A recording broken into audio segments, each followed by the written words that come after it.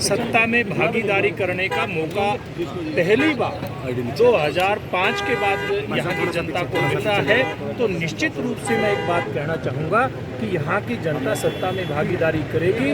और भारतीय जनता पार्टी के जो उम्मीदवार हैं गोविंद कांडा जी, प्रमुख समाज सेवी हैं सिरसा के, सब लोग जानते हैं कि किस प्रकार से आम आदमी से उनका व्यवहार रहता है, आम आदमी के बीच में रहने वाले हैं। ऐसा नहीं है कि पूर्व में जिस प्रकार से वहाँ के चुने हुए प्रतिनिधि होते थे, जनता को अपने आप को कहते थे हम जनता का आदमी है, लेकिन जनता के बीच में आते नहीं थे।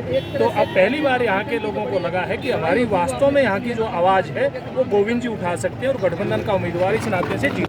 गोविंद कांडा जी का फार्म भरवाने के लिए आई है। ये चुनाव जो 30 अक्टूबर को होगा, उसका आज पहले नवरात्रि के दिन हमने इनके नामांकन से शुरुआत कर दी है। एलनाबाद के लोग इनको विजयी बनाएंगे। ये जो चुनाव है ये एक ऐसी स्थितियों में हो रहा है जब यहाँ के विधायक ने एक ऐसे मुद्दे पर इस्तीफ़ा दिया जो मुद्दा वास्तव में था ही नहीं, क्योंकि उन कानूनों पर स्टे है सुप्रीम कोर्ट का। वो कानून वैसे भी ठीक हैं।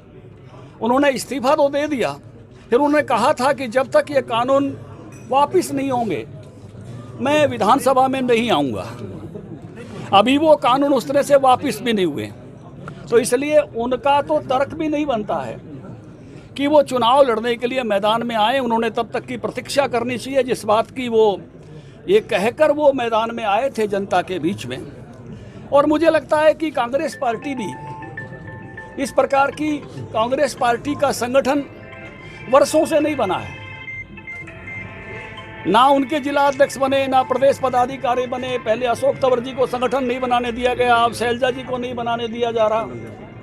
जिस प्रकार की उस पार्टी की स्थिति बनी है, कोई G23 वहाँ एक स्लोगन चल पड़ा है, उस सारे में कैंडिडेट भी उनका तय होने में देरी हो रही है। तो मुझे लगता है कि जिस प्रकार के समाज सेवी को, जो एक संत महात्मा की कुटिया में रहकर इन्होंने 4000 से अधिक गरीब कन्याओं का विवाह कराया है, 50,000 से अधिक ऑपरेशन कराए हैं, ऐसे समाज सेवी को भारतीय जनता पार्टी ने इस मैदान में उतारा है। और लोग उनकी समाज सेवा से प्रभावित होकर निश्चित रूप से उनको विजयी बनाएंगे, ऐसा मुझे भरोसा है।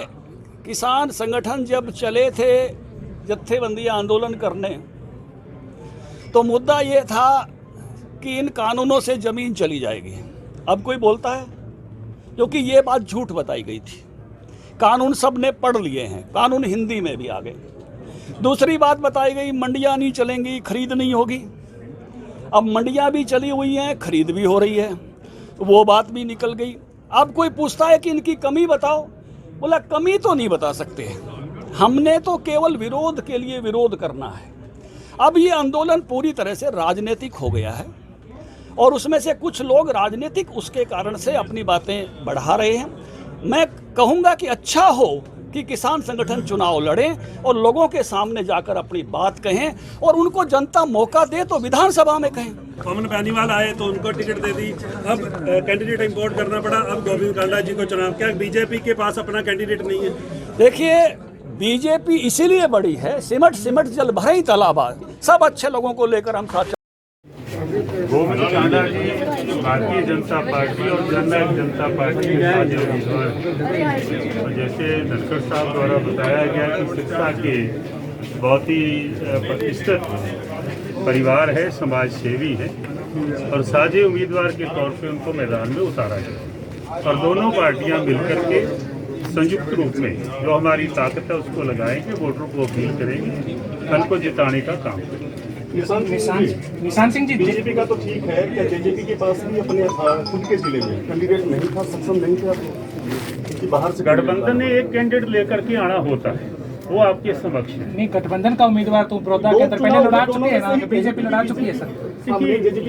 ये निर्णय दोनों दलों ने लेना होता है कि किसको लड़ाना है, वो निर्णय हो चुका है और आपके समक्ष है। आज हमारे कैंडिडेट गोपाल कांडा जी, उपचुनाव में आप किस प्रकार जीत का दावा करते हैं? उपचुनाव में किस प्रकार आप गठबंधन की जीत होगी, क्या दावा कर रहे हैं आप? नहीं, मुझे लगता है कि कोई किसी को शंका नहीं होनी चाहिए इसमें कि मैंने कहा कि प्रतिष्ठित परिवार है, समाज सेवी है यहाँ का, और दोनों दल मिलकर के काम करेंगे। हमारा एक जनाधार है, इस बलबूते में हम ये कह रहे हैं कि हमारा प्रत्याशी जीते। किसान सिंह जी, बीजेपी के साथ साथ जेजेपी को ज्यादा मोहरा बनाया जा रहा है यहाँ पे किसानों के द्वारा। देखिए, ऐसा कुछ नहीं है जो सोशल मीडिया और चीज़ें कहती हैं। हर व्यक्ति ने अपना काम करना है। वो किसान आंदोलन के बारे में आदरणीय धनखड़ साहब ने सारी बात कह दी है। मैं तो ये कहूँगा कि चुनाव लड़ना एक हमारा संविधान के मुताबिक राइट है। वो चुनाव में हम होते हैं, वो चुनाव लड़ेंगे और जीतेंगे।